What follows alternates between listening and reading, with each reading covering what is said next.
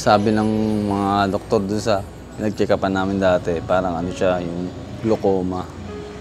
Glaucoma yung ano niya. Tapos nung dinala namin dito, in-schedule siya for operation ng ng extraction ng ice niya. Kaya natanggal na yung yung ice na ito, itong ano. Tapos tinulungan kami ng chuchi na yun nga, operahan, tapos lagyan ng artificial eye, tapos yun hanggat maayos na yung mata niya. Laking pasasalamat ko nga, nakilala ko yung chuchi.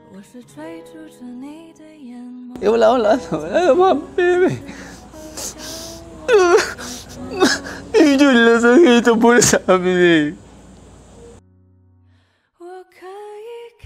Pasalamat po ako kasi dahil binigyan po nila ako ng artificial eye tapos salamin nung bata pa ako hanggang ngayon.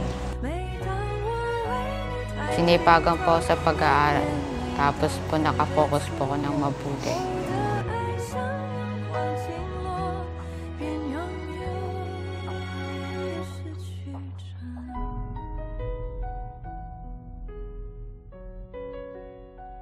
Nakatulog po dahil nakakabasa po ako ng mabuti at nakikita ko po yung mga malalayong nababasa ko na dating hindi.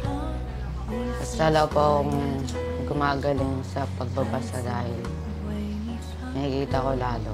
Ito lang, sabi niya, Pap, 8 honor ako, sabi niya. Tapos natuwa ako, naiyak nga ako eh.